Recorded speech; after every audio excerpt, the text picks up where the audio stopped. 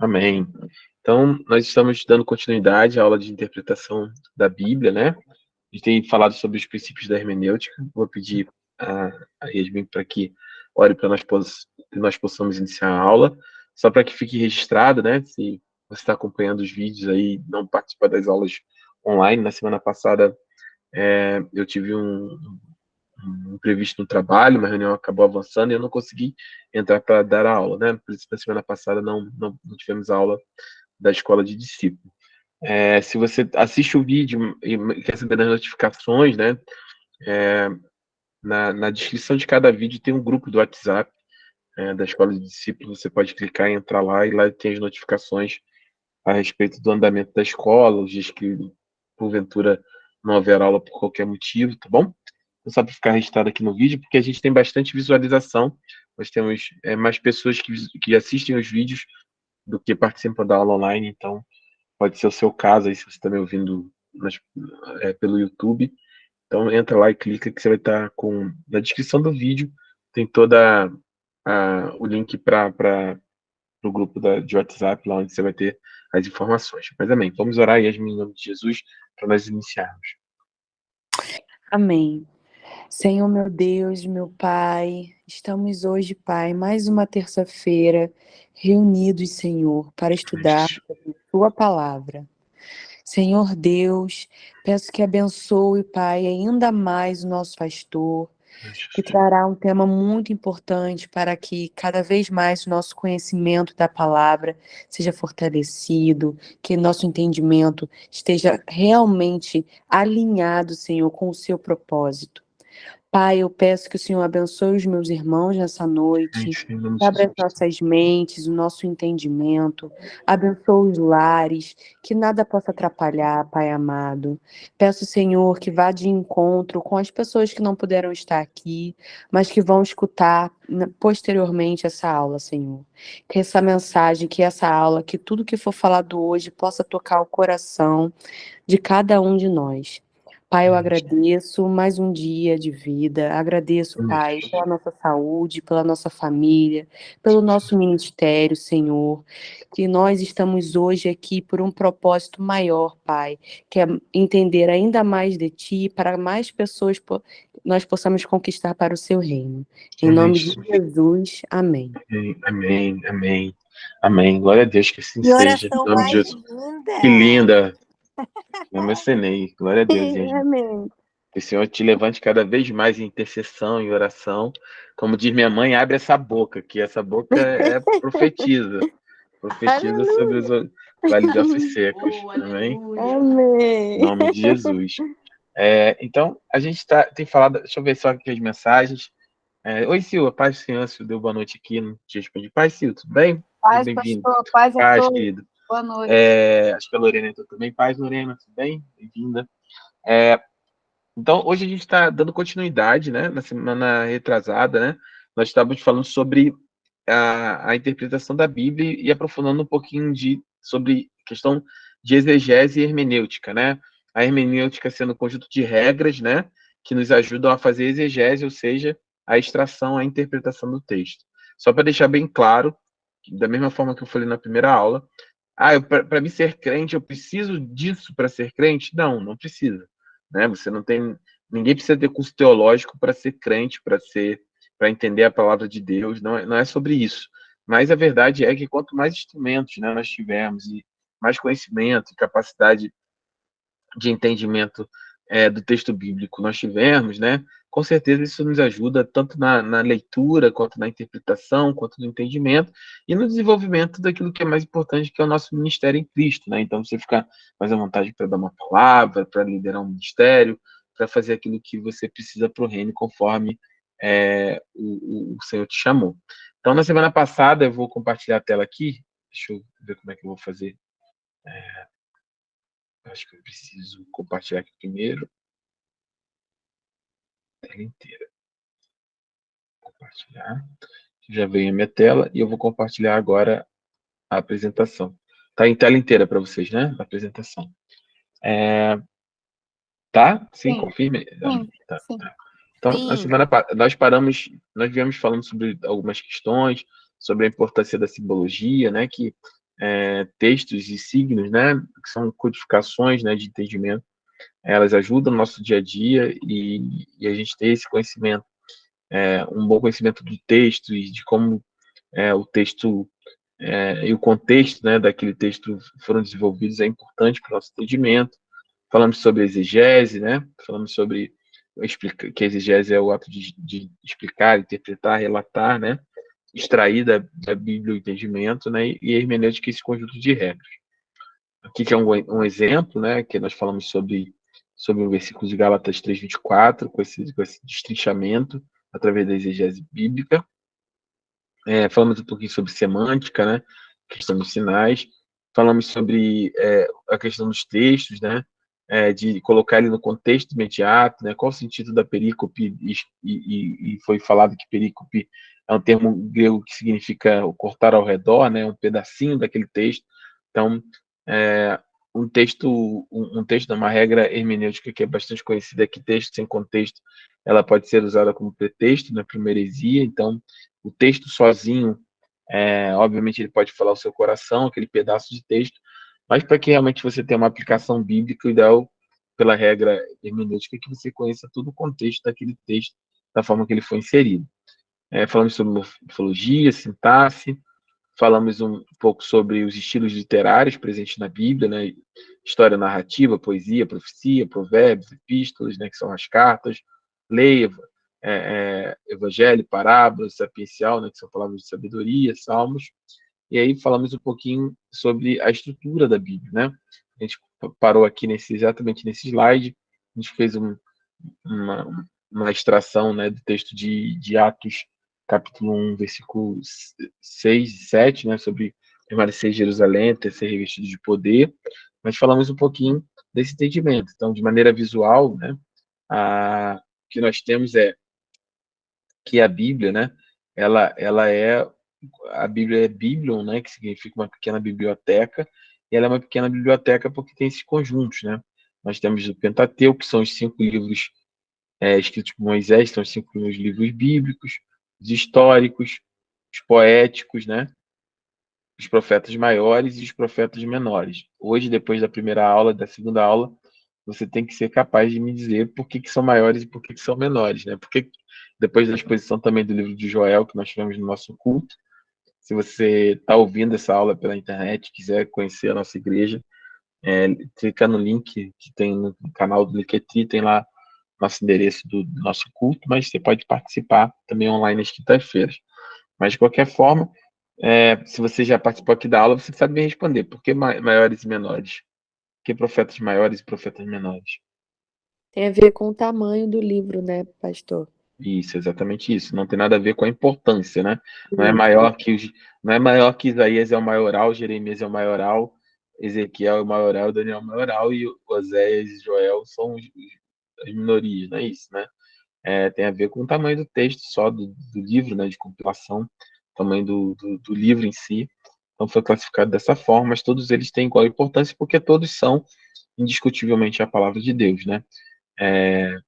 No domingo sem ser esse agora, o último domingo retrasado, na pregação de domingo, nós vimos uma exposição sobre o texto de Joel, capítulo 1, 2 e 3, todo o livro, né, de Joel.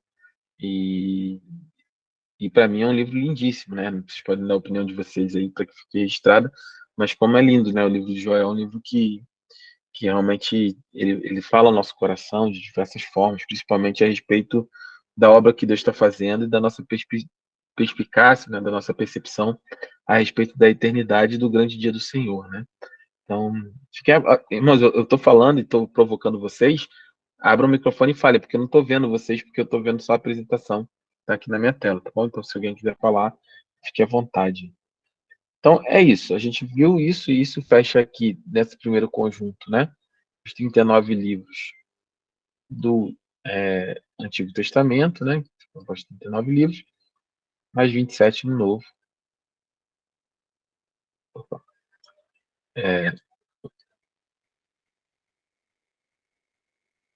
Peraí que agora acabei. Pronto, agora eu vou voltar. E 27 no Novo, né? Onde nós temos um total de 66 livros da Bíblia protestante, né? Já falamos em outros momentos São 27. Vou riscar aqui. 27. São o total de 66 livros. O Novo Testamento vai em 27. Então, são 66 livros no total da Bíblia Protestante. Por que eu coloco Bíblia Protestante? Porque a Bíblia Católica tem alguns livros adicionais, né? E nós já falamos sobre isso em outros momentos. A gente pode voltar a isso mais à frente também para tratar. Mas hoje que eu queria tratar com vocês é a continuidade, né? Então, na análise histórica geográfica, né? Nós evoluímos aqui sobre a questão de Roma, cidade da igreja, falamos sobre quem dominava o mundo, César o Deus, a razão, por exemplo, aqui, eu parei nessa parte, né? Acho que é aqui que eu fiz a dissertação, a exegese do texto, né? Então, falando que quem governava o mundo, por exemplo, César ou Deus, né? A perseguição de César à igreja no início do século foi uma vontade de César e Deus não tinha forças para parar, ou foi permitiva de Deus, uma vez que Deus tinha dito para os discípulos permanecerem em Jerusalém, até que, foi aqui que eu comecei, né? Até que fosse derramado do Espírito, e a partir dali eles deveriam ir ao mundo, né? Pregar o evangelho a toda criatura. Então aqui, se você não pegou essa explanação desse texto, volta no vídeo da última aula que vai ter essa explanação.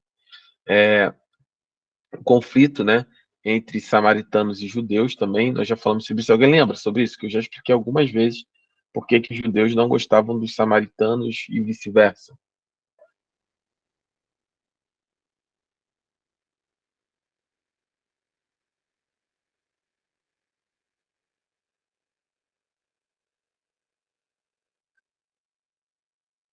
Vocês estão aí? Só responda sim, não, não lembramos. Sim, Sim, lembramos. pastor. Lembram? Então me diz se... Gentios, boa noite. Boa noite. Gentios e samaritanos estariam na mesma linha, na mesma análise? Não. Vamos lá. Lembra sempre que eu falei, isso é importante, eu vou falar várias vezes. Nós temos aqui mais ou menos assim, ó,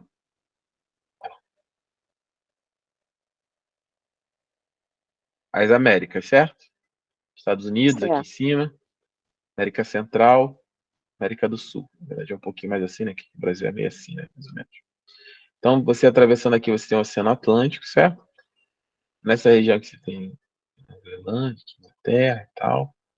E aí você tem a Europa aqui, né? Mais ou menos assim.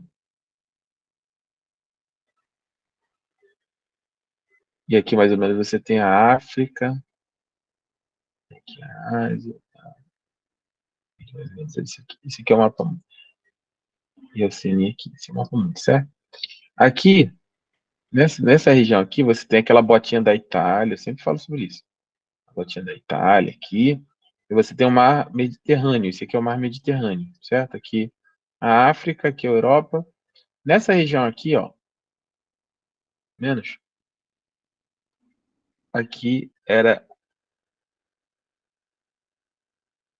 a Judéia. Perdão, Judéia não. Era todo o reino dos judeus aqui, né? A partir de Davi ali, com a unificação de Saul, os judeus tinham aqui. Então você tinha aqui as 12 tribos. Aqui era a terra prometida, Canaã, certo? Nessa região. Então, eu vou pegar esse pedaço aqui, eu vou trazer para cima, tá bom? Então você tem ali o mar e essa região ali que eu mais ou menos delineei, certo? Essa região aqui, aqui mais ou menos aqui embaixo, assim, ó, é o Egito, e aí aqui é o Monte Sinai, daqui que eles ficam caminhando no deserto. Essa região aqui, que é essa região aqui dessa curvinha aqui, né, que você, contando aqui, você vai ter a bota da Itália mais ou menos aqui, ó, as ilhas aqui, Creta, etc. Nessa região aqui era onde as 12 tribos se estabeleceram. Mais ou menos aqui no meio você tem o Rio Jordão, você tem aqui, ficam a leste e a oeste do Rio Jordão, e aí você tinha as 12 tribos aqui distribuídas, no território, aqui mais ou menos. Dessas 12 tribos, né, na verdade 11 tribos e duas meia-tribos, você tinha uma tribo que não tinha direito à terra porque eles eram ministros, que eram os levitas, né? A tribo de Levi não tinha terra, ele não tinha, ele vivia das sinagogas e dos templos do serviço ao Senhor. Quando vem o primeiro rei. Qual é o nome do primeiro rei? É Saul, certo? Rei Saul. Depois Davi. Por fim, Salomão. Quando Salomão morre, o filho dele, ele aumenta a carga tributária contra o povo, que já estava muito pesado na época de Salomão. Resumo, ele faz uma divisão. Quando ele divide, deixa eu trocar a cor da caneta aqui.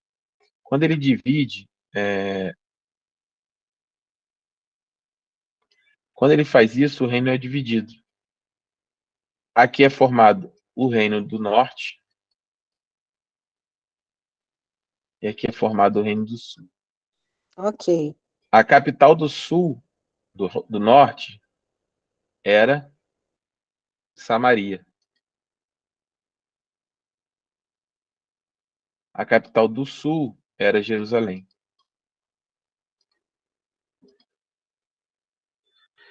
O reino do norte, ele cai mais ou menos 720, acho, 700 e um pouquinho antes de Cristo. Vou botar 720 aqui antes de Cristo. Cai para quem? Cai para os assírios. E o reino do sul, ele cai 200 anos depois, ele cai mais ou menos em 530, 540, também antes de Cristo. Cai para quem? Ele cai para Babilônia, Nabucodonosor.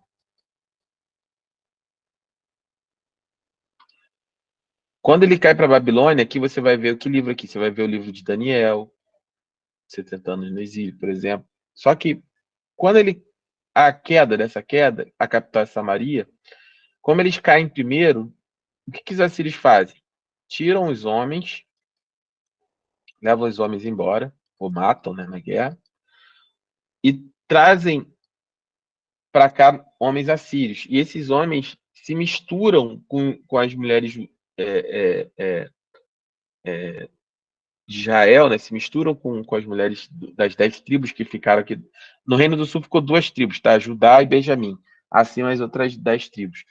As 9 tribos mais 2 meia tribos, né? E aí eles se misturam nesse processo aqui, e aí eles ficam como se fossem judeus impuros. E o Reino do Sul começa a rejeitar porque era proibido por Deus que os judeus se casassem com outras descendências que não fosse a sua. Então, para os judeus, os samaritanos eram judeus impuros, eram impuros. E isso norteou uma série de conflitos entre eles, a ponto de, lembra, Jesus fala contar a parábola do bom, o quê? Do bom samaritano, por exemplo. Quando Jesus fala do bom samaritano, para os judeus era um escândalo, porque não podia ser. O samaritano não podia ser nada bom, o samaritano era misturado, era um povo impuro, era um povo que falava que eles tinham que adorar no monte aqui, nessa região, e não em Jerusalém. Então, quando ele fala bom samaritano, para ele já é um escândalo, porque bom era algo que samaritano não era, já era contraditório. E Jesus conta a palavra do bom samaritano, mostrando que não importa a sua natureza, a sua essência, a sua linhagem familiar, não importa a sua linhagem sanguínea, porque Deus não olha isso, Deus olha o coração. O samaritano é o estranho, é o impuro, é aquele que não conhecia, que ajudou o homem, que acolheu o homem. E aí Jesus faz a parábola em cima disso. Em relação a isso, você vai ver um outro episódio também de Jesus com a mulher samaritana, por exemplo. E uma das perguntas da mulher samaritana para Jesus, quando ele começa a expor que ela tinha uma vida distante daquilo que era o ideal, porque ela fala, porque sobre o marido, ele fala, você já teve 5 maridos, esse marido não é seu, ela fala, eu vejo. Aí ela parte, ela sai de uma postura de ouvinte para uma postura agressiva para cima de Jesus. Ela fala, sendo você judeu, quer dizer, tinha uma rixa entre. Me responde uma coisa, sendo mestre, sendo sábio, você sabe tudo, né? Aí tipo, você sabe, tá falando da minha vida, você sabe de tudo, né? Você é o fofoqueirinho da região. Você sabe tudo, então, né? Então me diz uma coisa, né? É, é, é dito pelos nossos pais que a gente deve adorar aqui nesse monte. E vocês dizem que tem que adorar em Jerusalém. Então me diz, onde é que eu tenho que adorar? Em Jerusalém ou no monte? E aí Jesus fala, vai chegar o tempo que nem aqui nem no monte, porque Deus procura adoradores que o adoram em espírito e verdade. Então, essa tensão entre samaritanos e judeus, ela vai permear alguns pontos, né? Em alguns famosos capítulos da Bíblia, justamente relatando essa questão entre diferenciação entre raças, né? Não raças, né? Entre linhagem, né? Uma linhagem pura e uma linhagem teoricamente pura dos judeus que permaneceram fiéis e não se misturaram com outros povos. Então, a razão histórica desse conflito é justamente essa divisão que nasce lá com o rei Salomão, com o filho dele, depois da sua morte, né? E vai se estender ao longo de toda a base, todos os textos bíblicos adiante. Então, conhecimento, por exemplo, histórico, geográfico, ajuda você a pegar uma palavra do bom samaritano, você tem um entendimento de que esse conflito aqui, ele está diretamente relacionado com o que Jesus está falando. O da mulher samaritana está diretamente relacionado com o que Jesus está falando. Então, esse é um dos pontos em relação à necessidade de a gente ter um conhecimento histórico e geográfico daquilo que está sendo falado. Então, compreendendo a geografia. Quais são os limites geográficos das cidades indicadas na perícope bíblica? Quais elementos geográficos, né, podem ser identificados no texto bíblico? Como eles são usados pelo autor? Então, tem uma série de questões. Deixa eu fechar aqui enquanto eu. Deixa eu, deixa eu fechar aqui a tela. Deixa eu ver se eu consigo abrir uma outra apresentação.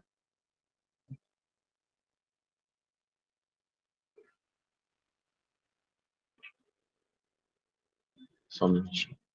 É justamente com esses textos, né? Deixa eu só abrir aqui que eu já tinha separado.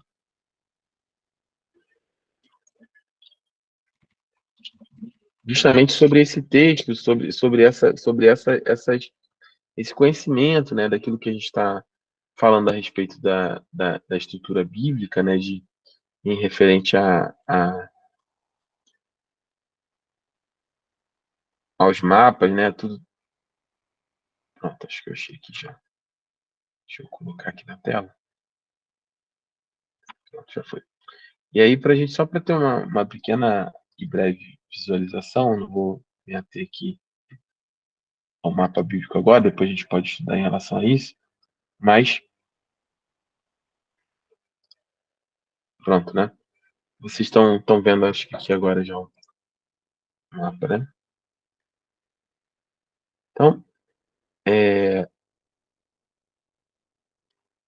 em região aqui, por exemplo, lembra que eu falei lá do Mar Grande, né? O Mar Mediterrâneo, ele está aqui, ó. Justamente aquela dobrinha lá, né? Essa é aquela parte, como eu falei, se você considerar a Europa, a botinha da Itália, essa volta aqui, esse pedaço aqui é justamente esse mapa aqui que a gente está vendo. Então, né, você tem toda a estrutura lá, né? Você vai ver Jesus, por exemplo, atravessando o Mar da Galileia, né? Os milagres que ocorreram. É o Rio Jordão, que é relatado da travessia do Rio Jordão, né? Então, todas essas terras, né? Você vai ver, por exemplo, aqui que Jerusalém está aqui, ó. Jerusalém está aqui. Jesus nasce em Belém, nessa região aqui, certo? Monte das Oliveiras. Então, você tem o conhecimento, né, sobre a geografia bíblica, vai te ajudando a ter um entendimento conforme Jesus está andando nessa região, né? Jesus lá, o Galileu, o homem que tinha descendência da Galileia, né? Nazareno, na cidade de Nazaré. Então,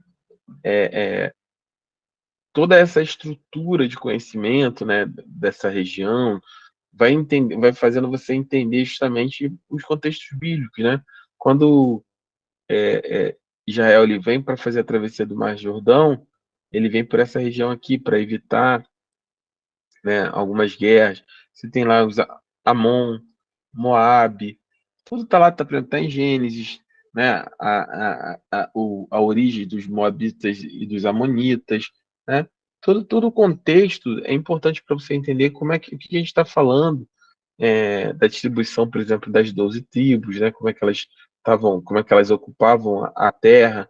Por exemplo, você tem aqui a planície da Filistia, tá vendo? Aqui, ó, planície da Filistia, né?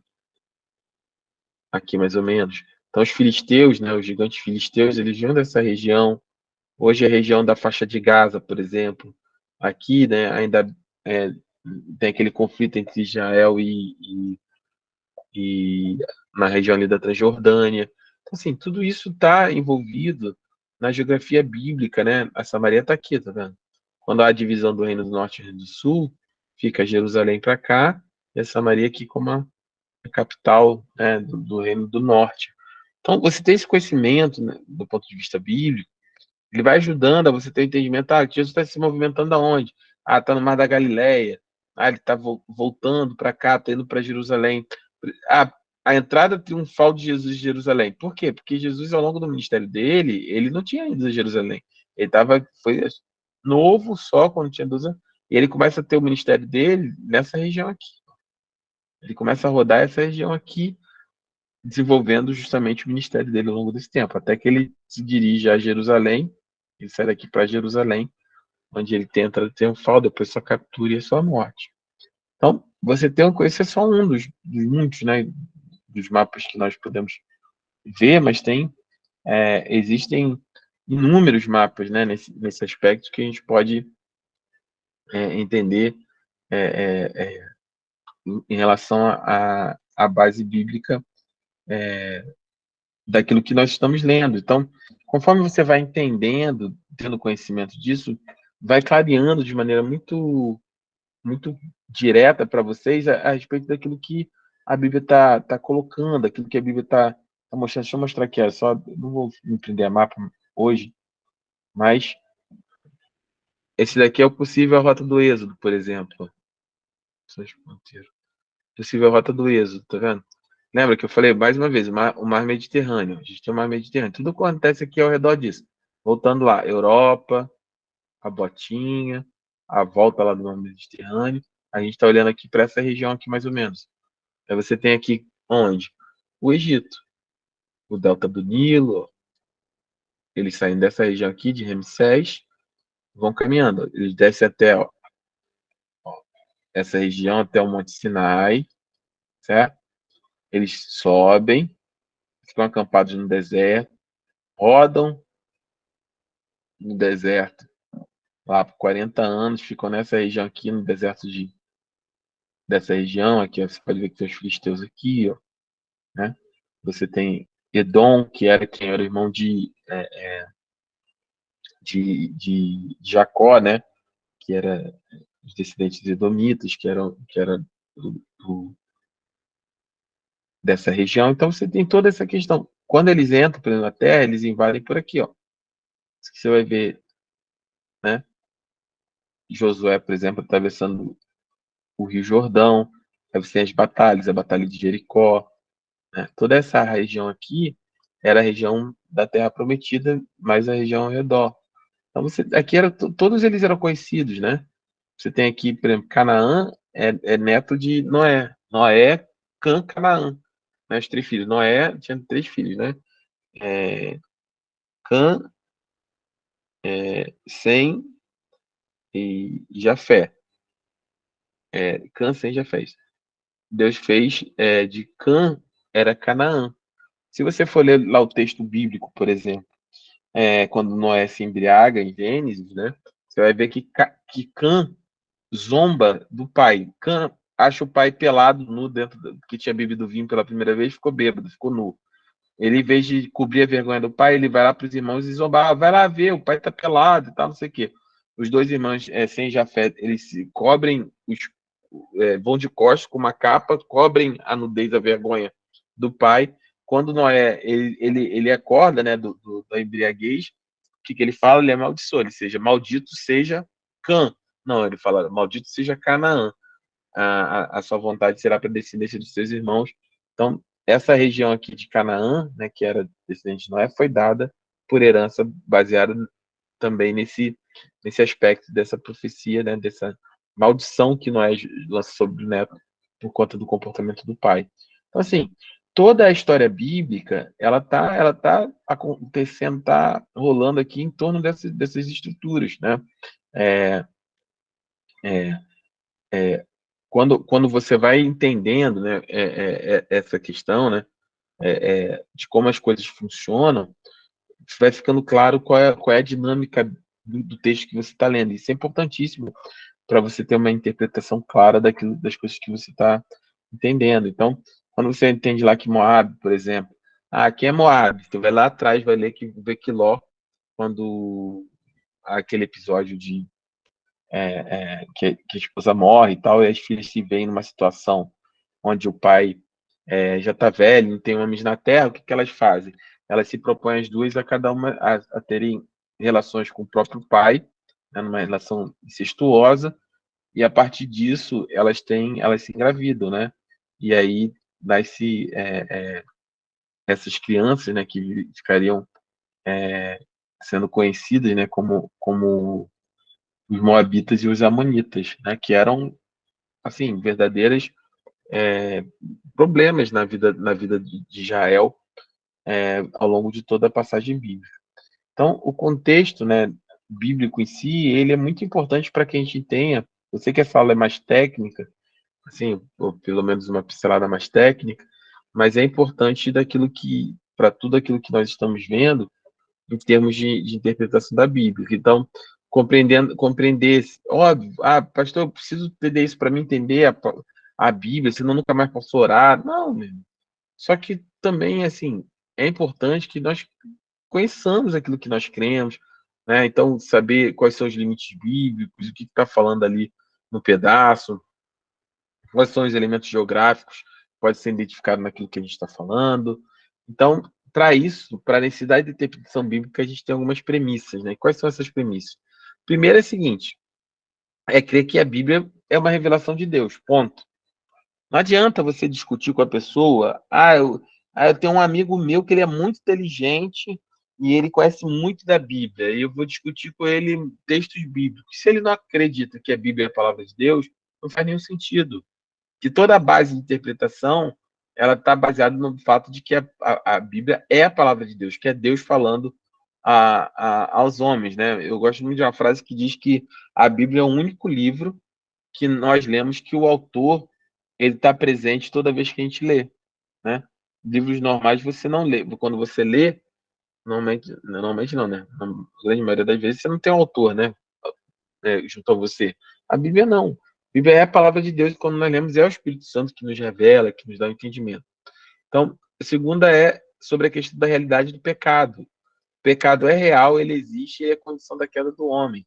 Então, o que a Bíblia diz que a gente tem que crer naquilo. O que é pecado? É pecado aquilo que a Bíblia diz que é pecado, isso é negociável.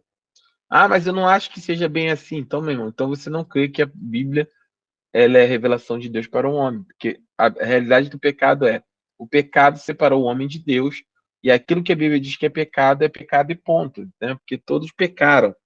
Se você não se acha devedor de nada a Deus, não se acha pecador, a Bíblia não vai fazer sentido nenhum, porque a Bíblia é uma história, acima de tudo, de redenção do homem pecador.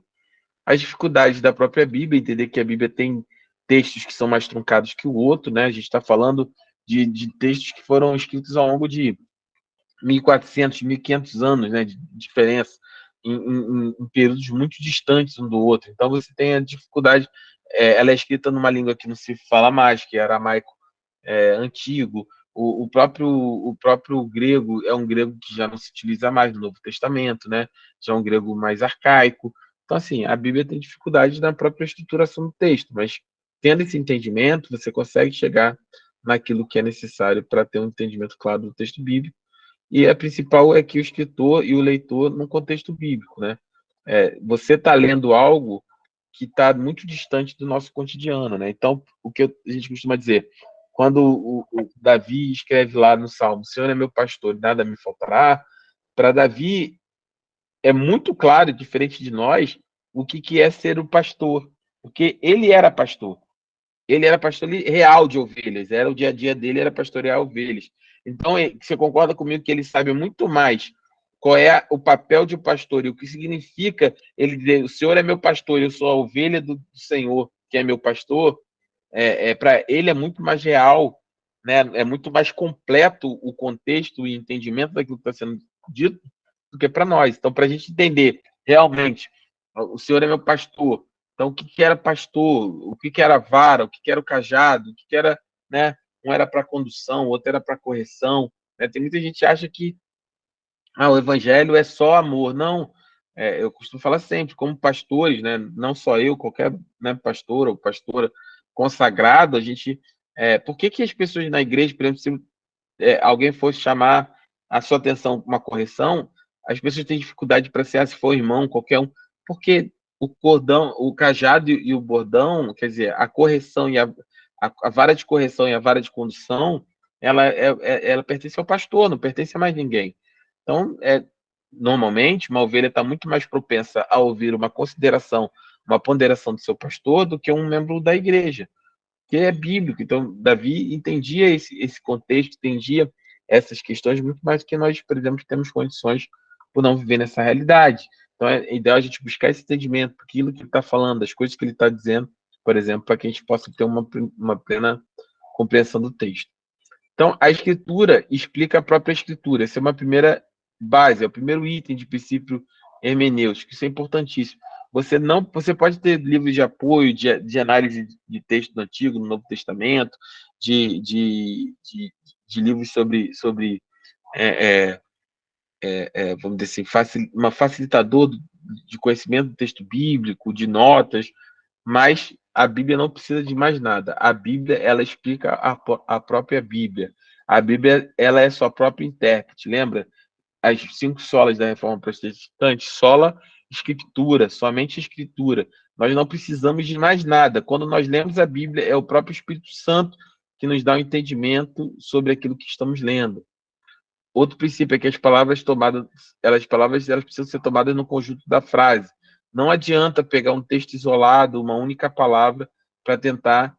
Deus é amor. Tá, Deus é amor, claro que Deus é amor. Mas a Bíblia diz que Deus é amor, que Deus é fogo consumidor, que Deus é juiz, que Deus odeia o pecado, que Deus é santo. Então não adianta, ele diz que adultério é pecado, homossexualismo é pecado, diz que fala sobre diversas práticas consideradas pecados. Então não adianta você dizer, Deus é amor. Tá bom, é amor. Mas Deus também, ele estabelece, no amor dele, ele estabelece essas condições. Quais são as condições? Deus é amor, mas Deus também é santo. Deus não vive diante do pecado. Deus não consegue aceitar na sua presença o pecado, né? Que nós só temos acesso a Deus através de Cristo Jesus, porque somos todos pecadores, todos pecaram e carecem da glória de Deus. Não adianta você pegar só uma palavra, um texto isolado, um conceito isolado, uma palavra isolada, porque ela tem que ser analisada no conjunto, no todo, tá? Então, a frase sempre tem que estar no contexto. Expressões obscuras, né, consideradas à luz do objetivo ou desígnio do livro em que aparecem. Então, às vezes você tem um texto que é mais difícil, né, que em si só no contexto você não tem uma clareza, mas existem outros textos bíblicos que vão trazer um entendimento sobre aquele texto, né? Então, por isso que é necessário você consultar passagens paralelas, né, paralelas de ideias e de ensinos gerais das Escrituras. Não adianta só, como eu falei, se eu pegar um texto lá, eu dei até um exemplo um tempo atrás sobre isso, né, no kardecismo e nas religiões, né, que acreditam em karma, em reencarnação de maneira geral, mas o kardecismo em especial porque ele trabalha com o evangelho segundo os espíritos. Aí está lá escrito lá, o meu pai tem muitas moradas. Aí ele vai falar, tá vendo? O pai tem muitas moradas, se não fosse seu, eu vos teria dito. João 14, ou não, 12 ou 13, 12, 13 ou 14 de João. Fala sobre isso, acho que é 14. Então, quando ele fala sobre isso, o pai tem muitas moradas, se não fosse assim, eu vos teria dito e tal, não sei o quê. Aí vem o kardecista e vai falar, tá vendo? Olha, o pai tem muitas moradas, essas moradas são os nossos corpos. São os nossos corpos.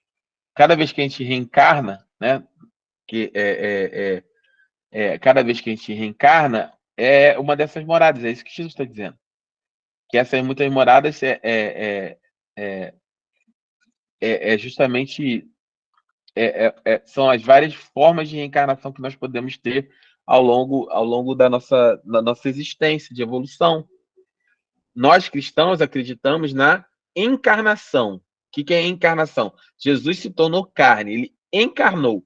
Ele era espírito, como Deus era espírito, e ele virou carne. O Deus se fez carne. Ele era 100% homem, 100% Deus. Jesus encarnou, mas em reencarnação nós não acreditamos.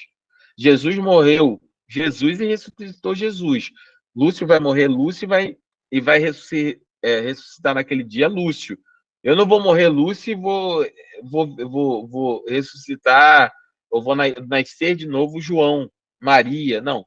Nós acreditamos na encarnação, na reencarnação não. Aí pega o texto lá, tá vendo? Tem muitas moradas lá, a casa do meu pai, mas esquece de Hebreus 9:27, que diz que o homem está ordenado morrer uma única vez. Se eu pego o texto de João, é verdade, tem muitas moradas, e pode ser mesmo. Será que não é isso? Não. Será que minha alma não vai ter várias moradas, vários corpos? Eu vou ser José, Maria, Joaquim, durante várias vezes até eu evoluir? Aí você fica, pode ser. Não, se você for analisar todo o texto bíblico, você vai ver que Hebreus 9:27 diz que ao homem é permitido morrer uma única vez. Então a Bíblia não se contradiz. Então o erro está na interpretação de quem a fez. E aí existem 10 princípios que devem ser seguidos para quem deseja interpretar corretamente a Bíblia. O primeiro deles denomina-se princípios da unidade escriturística. Né? Sobre a inspiração divina, a Bíblia ensina apenas uma teologia. Não pode haver diferença doutrinária entre um livro e outro da Bíblia. Ou seja, o que vai dizer em Jeremias é a mesma coisa que vai dizer em Isaías, que é a mesma coisa que vai ter defendido em Mateus, que é a mesma coisa que vai estar escrito em Lucas. Não tem como um texto dizer uma coisa e outro texto dizer outra. Um livro dizer uma coisa e o livro dizer outra. Acabei de dar um exemplo sobre isso. Tem como um texto falar sobre reencarnação e outro texto falar que ao homem é dado só o direito de morrer uma única vez. Ela é uma unidade escriturística, única. A Bíblia é inspirada, toda ela por Deus, por ser toda ela é um todo coerente. Né? Deixa a Bíblia interpretar a própria Bíblia. Esse princípio vem da reforma protestante, como citei, né? Somente as escrituras. A própria Bíblia, ela interpreta a própria Bíblia. Né? Você não precisa de outros textos, né? O que um profeta fala, não entendi o que esse profeta falou. Foi lá dado lá em Isaías, por exemplo, o texto falando sobre Deus Emanuel, Deus conosco. Eu não estou entendendo como é que fala isso. Não, mais na frente, a própria Bíblia explica a própria Bíblia explica a própria Bíblia, né? Em relação a isso. Quando você vai lá, Isaías, eu estou pegando o texto aqui. Quando você pega o texto de Isaías 9, né? Que fala 9, deixa eu pegar aqui. 9 no versículo 5, no versículo 6, diz o seguinte, ó: porque um menino nasceu, um filho se nos deu, e o principado está sobre os seus ombros, e se chamará seu nome, maravilhoso, conselheiro, Deus forte, Pai da eternidade, príncipe da paz. Né? Então, de aumento, deixa eu mudar a versão aqui, só para ficar mais claro aqui a leitura do texto. Pronto. No versículo 6, porque o menino nos nasceu, um filho nos foi dado, e o governo está sobre seus ombros. Ele será chamado maravilhoso conselheiro, Deus poderoso, Pai eterno, príncipe da paz. E ele estenderá o seu domínio, e haverá paz e sem fim sobre o trono de Davi e sobre o seu reino, estabelecido e mantido com justiça e retidão, desde agora e para sempre. O selo do Senhor dos Exércitos fará isso. Então, eu não estou entendendo. O que é isso? Deus poderoso, Pai eterno, príncipe da paz.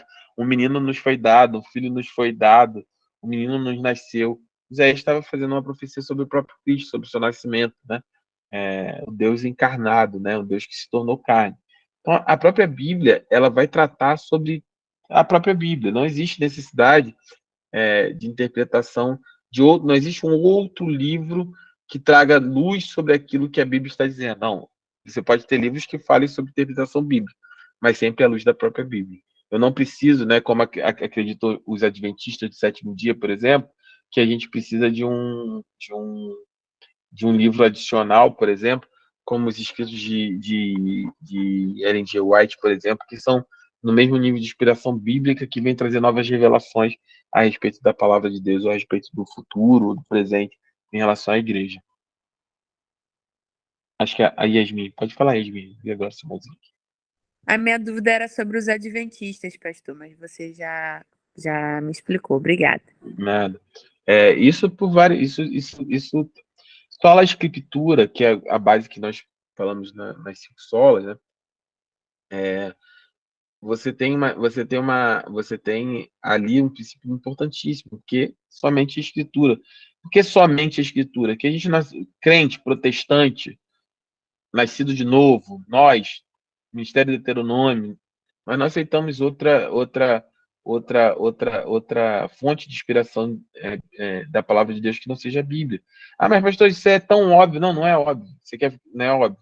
A Igreja Católica, por que nós rompemos com a Igreja Católica em 1517? Porque a Igreja Católica acredita que as bulas papais, né, que são os escritos papais, eles têm a mesma fonte de inspiração que a Bíblia, por exemplo. Eles acreditam que a revelação de Deus, a inspiração divina continua, porque o Papa é o novo Pedro, né? O novo. Eles acreditam que a Igreja Católica é onde está a salvação.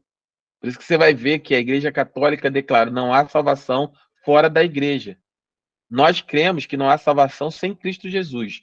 Sem Jesus, não há salvação. Se você não aceitar Jesus como seu Senhor e Salvador, não há salvação. Para a Igreja Católica, por causa de uma bula papal, eles acreditam, por exemplo, que a salvação está na Igreja. Tanto é que você não vê numa ministração de uma missa católica, não tem apelo para aceitar Jesus, tem? Você já viu algum padre falar assim: não, eu quero fazer um apelo essa noite, você que quiser aceitar Jesus, vem aqui à frente. Não tem, não tem. Porque eles não acreditam que a salvação é em Cristo, eles acreditam que não há salvação fora da igreja. Então eles vão te incentivar o quê? A você fazer o crisma, fazer o catecismo, vocês vão fazer todas as práticas, os 7 sacramentos lá estabelecidos, né, da Igreja Católica, você vai botar lá para você seguir esses sacramentos. Se você tiver a vida de a confissão auricular, né, de ir lá no padre, contar, o padre falar: minha filha, pastor, eu vi aquela roupa na Shein e fiquei louca e gastei meu cartão todo, pastor, eu tô com... Pastor, não, padre, e tô com um pecado da luxúria, sei lá. Aí ele falar: minha filha, vai lá, ora 7 Ave Maria, 390 Pai Nosso, para você se... É isso. Por quê? O perdão de pecados está baseado no que o homem faz, né?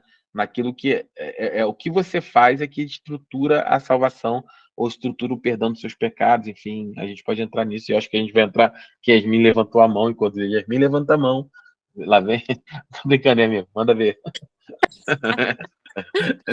O pastor, eu ia perguntar sobre essa questão desses pecados aí da gula, pecado... Os pecados, esqueci, falou agora, sim, os 7 pecados capitais, né?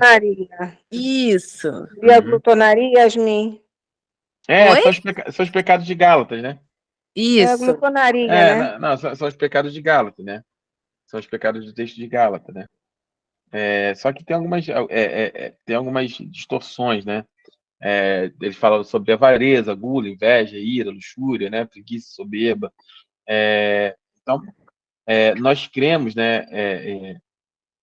Eles são um desdobramento do texto de Gálatas 5, que traz sobre os pecados, né? Mas nós cremos nessa questão dos pecados, naquilo que a Bíblia nos fala lá sobre os pecados, né? Não aquilo que foi definido numa, vamos dizer assim, no entendimento desses pecados capitais. Como é que eu posso dizer? Lá em Gálatas, são pecados concretos, né? Diretos, né? Em relação assim, você não pode adulterar, matar. Aí eles criaram uma origem assim. São desdobramentos, uma interpretação sobre aquilo que está dizendo o texto. Não, a gente é texto ali, né? São aquilo que estão efetivamente listados em Gálatas 5, são as obras da carne, por exemplo, né? Então tem várias coisas que a gente pode ter uma aula só sobre catolicismo, outra só sobre adventismo, outra aula só sobre kardecismo, fazer, né, essas seitas e heresias que nós consideramos, para a gente falar sobre isso. Mas o que eu estou dizendo mas se você for, conforme você tem esse olhar, né, ainda mais nós que somos brasileiros, a gente é muito sincretista, né? A maioria de nós foi criado ou na Umbanda, ou foi criado no catolicismo, ou foi criado dentro do kardecismo, né? Que a gente chama de baixo espiritismo, né? As religiões de matriz africana, o alto espiritismo religiões, a religião kardecista, né? você tem budismo, tem vários, pode falar sobre o budismo, sobre o hinduísmo, mas a questão é que você, conforme você vai tendo conhecimento, fica claro, eu falo, claro, tem muitos cristãos, é lícito ter essas dúvidas, mas você não pode permanecer com elas, né? Você precisa entender qual é a diferença, né? Por que nós não aceitamos, né, em relação à Igreja Católica, né? A bula papal que estabelece lá, você é que assim, não, nós entendemos todos os erros católicos, tanto que rompemos. Mas você sabia, por exemplo, que até hoje está de pé e nunca foi retirada uma, vamos dizer assim, uma manifestação da Igreja Católica que considera protestantes, nós somos hereges, nós somos excomungados. Para eles, nós não vamos para o céu. Não tem amizade, entre aspas, não estou dizendo de briga, né? Não é briga contra uma pessoa católica, não é se embolar, né? Mas não tem amizade teológica, né? Vamos dizer assim, entre católico e protestante. Os católicos não aceitam os protestantes. Para eles, nós somos hereges, nós fomos excomungados lá na reforma protestante, eles nunca retiraram, por exemplo. E a igreja acredita nisso. Eu não estou dizendo do católico do dia a dia, da pessoa católica que vai ali na missa, que nem sabe disso. Mas como igreja, duas igrejas, igreja católica e igreja protestante. Por exemplo, nós não aceitamos, né, a questão do uso de imagem, dos santos. Nós não aceitamos. Idólatras, né, pastor? Eles são idólatras. Exatamente, é idolatria, né? Aí ele fala, não é idolatria, mas é só uma lembrança, como fosse uma foto, etc. Blá, blá, blá. Mas na prática não é isso que acontece, né? Na prática a gente vê o pessoal lá se ajoelhando diante de santo, orando a santo, pedindo a santo, né? Então, assim, são diferenças reais, né?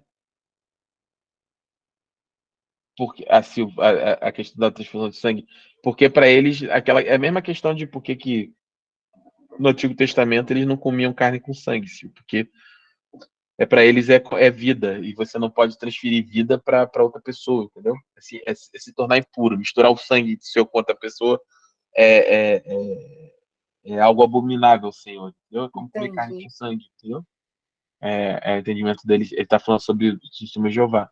Então tem muitas dúvidas que nós temos, mas nós precisamos entender disso. E a Bíblia, então, esses princípios da reforma são importantíssimos. A gente não acredita que o Papa tenha o mesmo nível de inspiração que Paulo, que Pedro, que João. Não pode. Né? A gente encerra a questão nos apóstolos. Os livros bíblicos estão fechados. Nós não acreditamos, como os adventistas, né, que Ellen G. White tem a mesma inspiração. Os livros de Ellen G. White têm. Eles vão dizer que. Veja, não é isso. Não é que eu estou especulando, é isso. O pastor de vocês não está especulando, é isso. Crente protestante tem uma posição firme. Adventista ela não é igreja cristã, ela não é protestante. Eles são uma seita. Testemunha de Jeová Também não. acredita em Jesus? A questão é o seguinte: tem a diferença de acreditar e crer nele como seu Senhor e Salvador. Ah, Né? sim. Entendeu? Você quer saber se alguém é crente igual a você? Você pergunta assim, tá bom. Não. Tá bom, entendi tudo que você me falou. Você crê em Jesus como seu Senhor e Salvador? Você já aceitou a Jesus como Senhor e Salvador da sua vida? Ninguém lembra, solo Cristo. Ninguém, além de Cristo, é capaz de salvar você? A pessoa rateia. Se você se lembra quando você não era crente, você lembra disso. Para você aceitar Jesus era uma dificuldade, ou não era?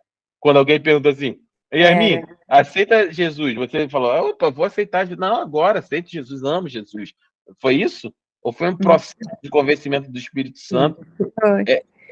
Mas pode foi falar. quase isso. Foi quase isso.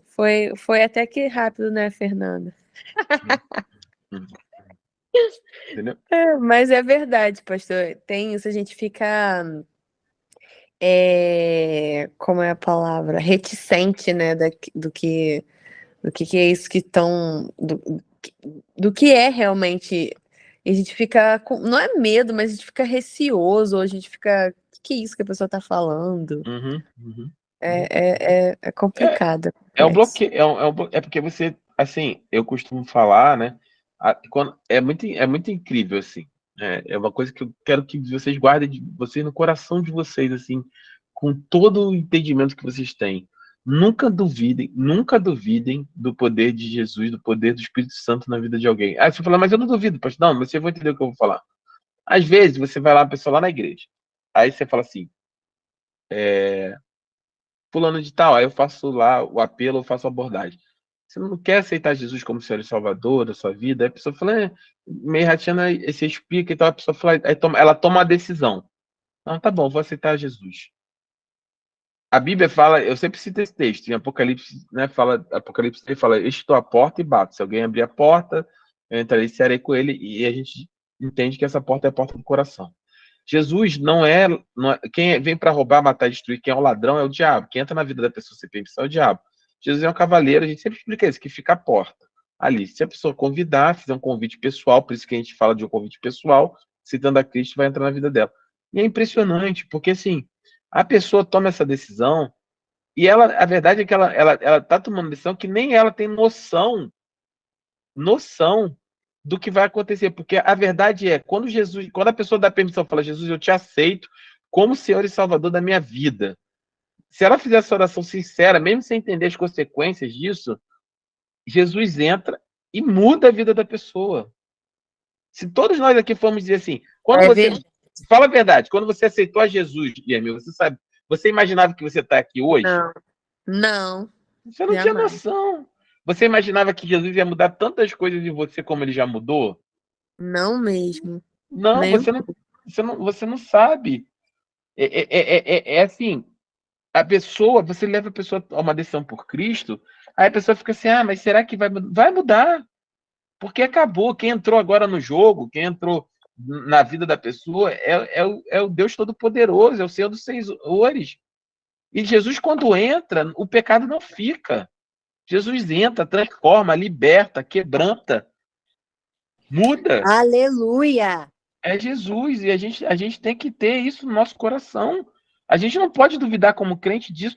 Gente, quando você aceitou a Jesus, você não tinha noção de quem você se tornaria. A verdade é essa. É verdade. Não, quando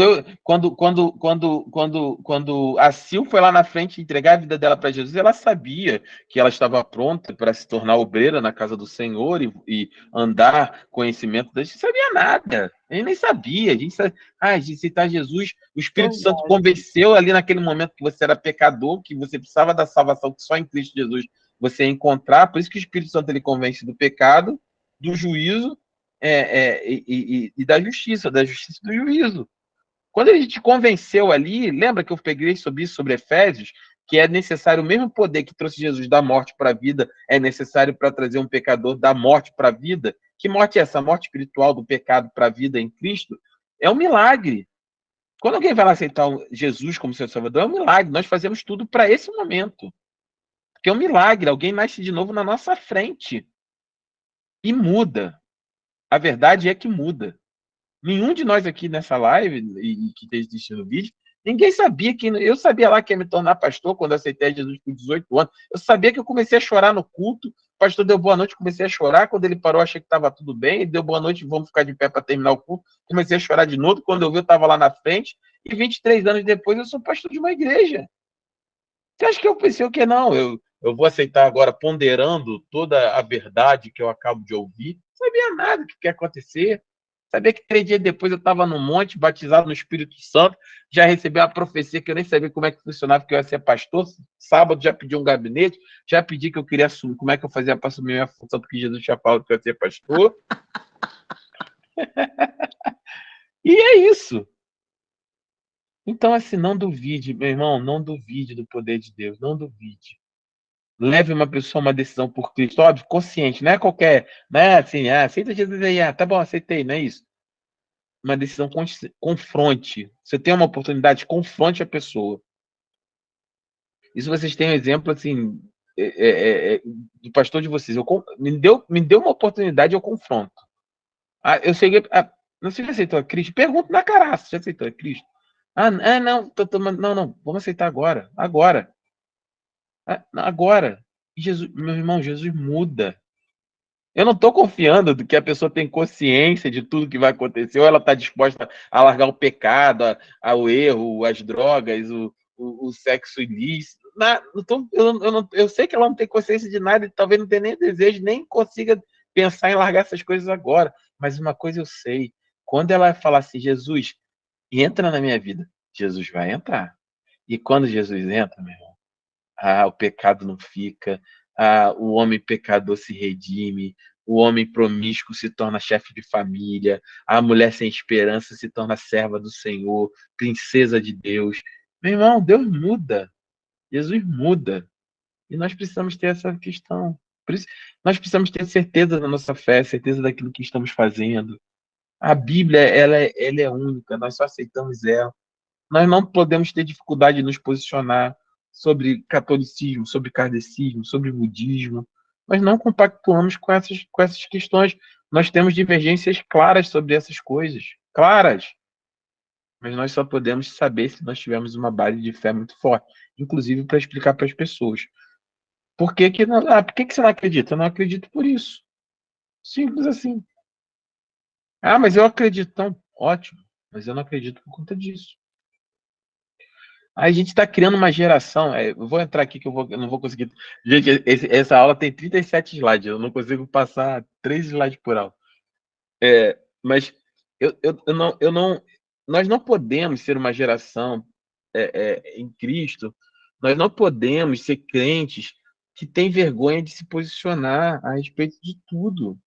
Nós estamos criando uma geração, as igrejas, nós vamos denunciar isso. Nós somos o Ministério do Deuteronômio, nós vamos refalar isso quantas vezes forem necessárias. Nós e um monte de igreja que está aí brigando por isso, de maneira correta, justa, franca. Nós estamos criando uma geração de crente que vive de experiência.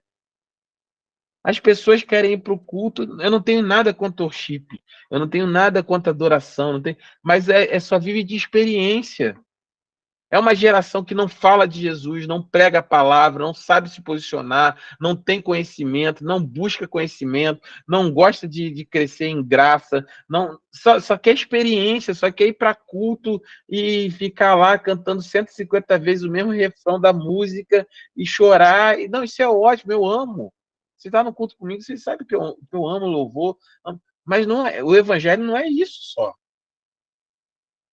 O evangelho é poder de Deus para salvar o homem perdido. Botem isso no coração de vocês. O evangelho é poder de Deus para salvar o homem pecador. E é isso que nós estamos aqui nesse mundo para fazer, para divulgar. Essas são as boas novas. É o evangelho, as boas novas. Qual é a boa nova? Existe salvação para o homem perdido. E essa salvação é Jesus Cristo, o Filho de Deus, que morreu, mas ressuscitou ao terceiro dia e hoje vive e reina para sempre ao lado do Pai. E um dia irá voltar. Essa é a mensagem para o mundo, não é outra. Não é sensação. Porque as nossas igrejas viraram um grande ambiente de sensorial. Nada contra, mais ou menos, não estou atacando nenhuma igreja, criticando nenhum ministério, mas é só uma reflexão. Porque agora a briga é para quem tem o cappuccino mais delicioso, mais isso aqui, daqui a pouco vai ter poltrona de massagem nas igrejas, porque virou experiência. Não é. Não é. O culto ele tem um propósito. O culto ele é espiritual. O culto é para salvar e libertar o perdido, para trazer ensinamento, comunhão e crescimento para a igreja. Ponto. Não é para você se sentir bem, confortável, alegre, animadinho. É óbvio que é importante, um culto animado, não estou dizendo isso. Mas o propósito é que Deus fale o que ele precisa falar. Não que ele fale aquilo que nós vamos filtrar para ficar confortável para quem está ouvindo. Não, se não é confortável para você que está ouvindo, meu, desculpa, mas é a palavra de Deus. E nós não negociamos com isso. Eu não vou falar porque nós não concordamos, que nós não aceitamos o catolicismo, porque sabe como é que é? Tem um vizinho católico, irmão, não é de respeito, meu irmão, nós não aceitamos. Nós temos divergência clara, somos protestantes, nós estamos há 500 anos protestando, nós temos divergências claras. O Papa não tem, as bulas papais não têm a mesma fonte de inspiração que a Bíblia. Não, nós não acreditamos que a salvação está na igreja, nós acreditamos que a salvação está em Cristo Jesus. A salvação é pela fé no Filho de Deus. Não tem como negociar com isso. Não tem como. Então, é importante nós termos essas questões para nós estabelecer esse processo. Por último, aqui o item fala sobre um texto, é, é a regra áurea da interpretação, né, de origem, né, na analogia da fé. O que significa? Que o texto deve ser interpretado através do conjunto das escrituras e nunca através de textos isolados. A regra 3 é a famosa regra que o texto sem contexto pode ser um pretexto para heresia. Nós precisamos conhecer a palavra, nós precisamos saber o que nós cremos, saber quem somos. Porque somente assim a gente vai poder se posicionar diante das pessoas de maneira inteligente, lembra? Lembra, na nossa igreja é vida inteligente em Deus. Por quê? Porque nós precisamos ter, não é porque a gente é mais inteligente, é porque a gente precisa ter conhecimento. Aí fica um monte de crente, gente, eu fico olhando assim, eu fico falando com minha esposa, eu chego a ser resmungão. Um monte de crente que não conhece nada, nada, nada do que crê, nada. Vive comprando curso de R$19,90 aí para aprender a orar, para aprender não sei o quê, para aprender. Nada. Meu irmão, nós somos crentes, nascidos de novo. A gente tem uma missão clara nesse mundo, é pregar Jesus, é levar o nome de Jesus o mais alto possível, é ele bem alto, não importa as circunstâncias, não importa quem gosta ou quem deixa de gostar. Jesus é o Filho de Deus, ele é o Salvador. E quem não aceitar a Cristo como Senhor e Salvador, a boca que não confessar Jesus como Senhor e Salvador, vai para o inferno, ponto. Não tem meio termo. Ah, mas isso é agressivo, a pessoa se sente tudo bem, mas eu vou fazer o quê? É a mensagem que Deus estabeleceu. É assim. Agora, você quer saber a boa notícia? A mensagem é dura? É. Mas quer saber a boa notícia? Para você sair dessa situação, é graça, é de graça. É só você levantar a mão e dizer: Eu reconheço Jesus como Senhor e Salvador da minha vida. E pronto, é gratuito. É o dom gratuito de Deus através da nossa fé em Cristo Jesus. É por meio da graça. É de graça. Aí a gente fica tentando, sabe, parecer com o mundo. Não, vamos fazer aqui, sei lá, rave gospel, o não sei o que lá, não sei o que, pra gente, né, diminuir esse contraste. Não, é contraste mesmo. É contraste. Porque se eu não for diferente do mundo, não faz sentido. Não faz sentido. Crente é diferente. Nós somos, sim, nós somos o Bíblia, nós somos o que dá glória, nós somos os estranhos. Somos os estranhos, somos. Por quê? Porque a gente não trai. Porque no meio de eu sou estranho.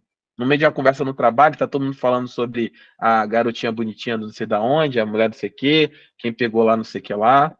Hoje mesmo eu estava no almoço, dentro da minha estrutura de trabalho, com uma pessoa de alta hierarquia de onde eu trabalho. Ah, porque eu já vivi não sei aonde, no país nórdico, e só as louras. Eu falei, olha só, a gente pode mudar de assunto, vamos falar de outra coisa.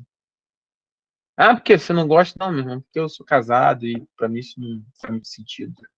Assim, desculpa eu estar sendo sincero com você, mas e vou deixar vocês à vontade, mas para mim não faz sentido ter esse tipo de conversa no horário do almoço. Ah, não, pô, desculpa, desculpa, não, beleza.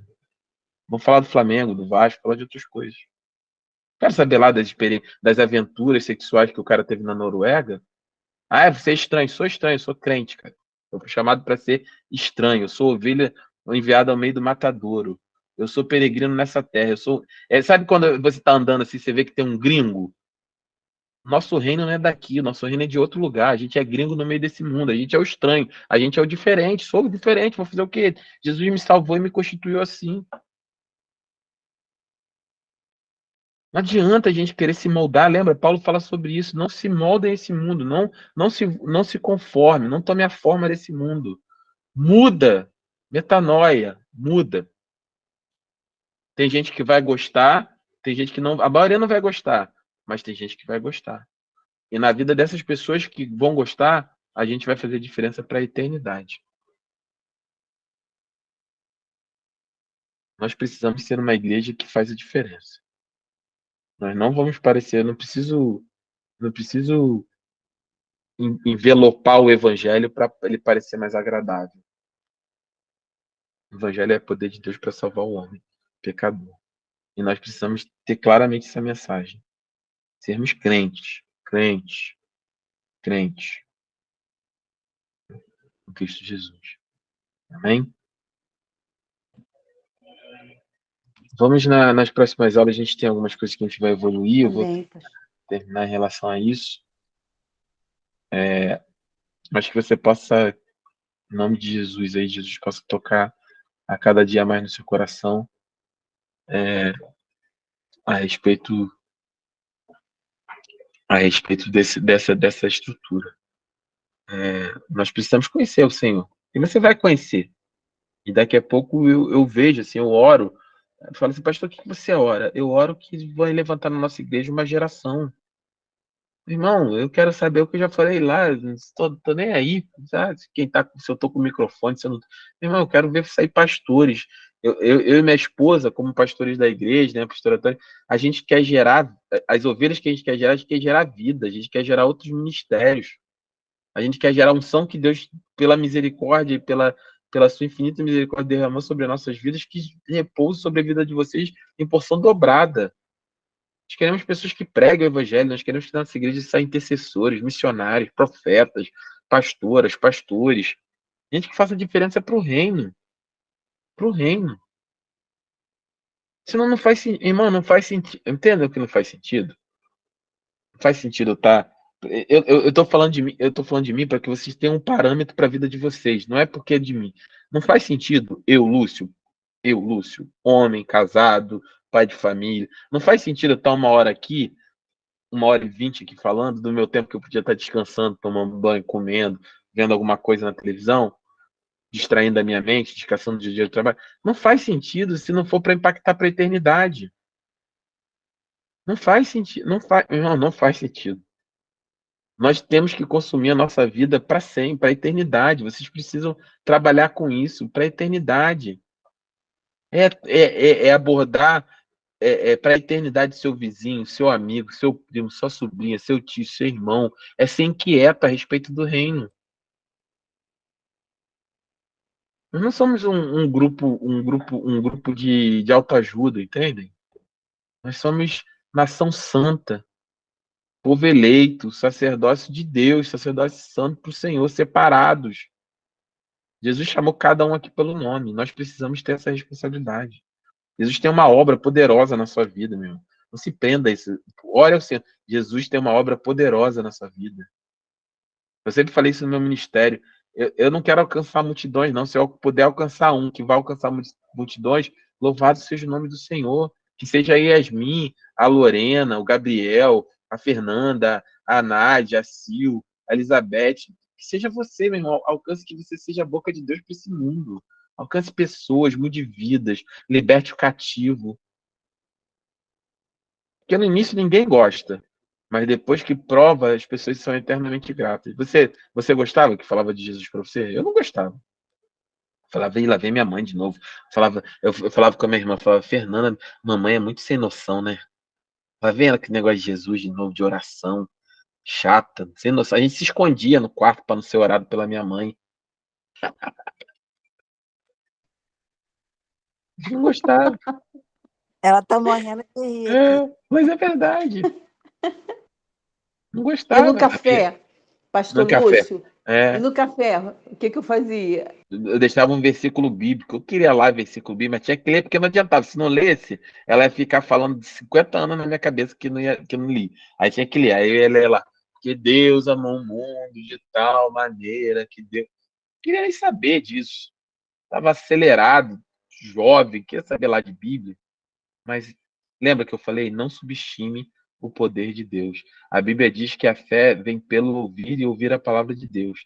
Aquele versículo, dia após dia, semana após semana, foi gerando no coração meu, da minha irmã, das minhas irmãs, a fé que era necessária para a gente despertar e tomar uma decisão por Cristo. 24 anos depois, minha mãe gerou um pastor, outra pastora, um diaconisa. Ela gerou vida. Entende isso? A gente precisa ter essa percepção de impacto para a eternidade. Em nome de Jesus nós vamos ter. Então que na nossa igreja seja, que o ministério de Deuteronômio, não por ser grande, não para ter arrecadação, dízimos, ofertas, não para ter um equipamento de luz de 10 milhões de reais, não para isso, mas que o ministério de Deuteronômio se espalhe, cresça, para que pessoas sejam alcançadas pelo evangelho. Queremos Ministério do Deuteronômio aqui, na Bahia, no Espírito Santo, nos Estados Unidos, onde for que for necessário, onde Deus entender que haja uma necessidade, nós queremos estar lá. E as pessoas vão ser levantadas, somos nós mesmo, não tem outro não. Aquilo que nós fazemos vai mudar a história de outras pessoas que vão ser levantadas por Deus e assim por diante, até que Ele volte. Amém? Em nome de Jesus, vamos orar para a gente encerrar nossa aula. Peço desculpa aí a você alguns minutos, mas era o que eu senti de Deus para falar para você. Bom, vamos orar em nome de Jesus. Eu vou pedir, deixa eu ver, eu vou pedir para a diaconisa Fernanda orar para nós encerrarmos em nome de Jesus.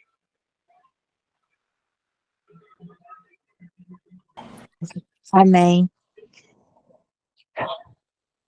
Senhor, meu Deus e meu Pai, obrigada, Deus, por mais uma aula, Senhor, que a gente recebe, Deus, um pouco, Senhor, da porção da Tua palavra, do Teu Espírito. Esta aula, Senhor, venha, Deus, impactar a nossa vida, assim como tem impactado toda semana, Deus. Que a gente durma, Senhor, em paz. Obrigada, meu Deus, pela vida do meu irmão, Senhor, pela vida da pastora Tati, Senhor. Incansavelmente, Deus, eles têm se dedicado, Deus, a dividir conosco, Senhor, mais de Ti. Que amanhã, Senhor, o Senhor abençoe, Deus, o nosso jejum, o jejum do Ministério de Obreiras, Deus. Que o Teu Espírito, Senhor, fale no coração de cada uma, Pai. Que o Senhor engrandeça, Senhor, que o Senhor derrame mais de Teu Espírito sobre nós, Deus. Para que a gente possa estar, Senhor, preparadas, Deus, a cada dia mais, cheias de Ti, Senhor. Para, assim como o meu irmão falou, impactar, Senhor, toda uma geração, Deus. Obrigada, Senhor. Amém. Amém, meus irmãos. Amém. Até a próxima Amém. semana. Jesus abençoe vocês. Quinta-feira, culto online. Convide alguém, tá bom? Em nome de Boa Jesus. noite. Paz. Amém. Boa Boa noite. noite. Paz. Paz. Paz. Paz, amigo. Ele aqui.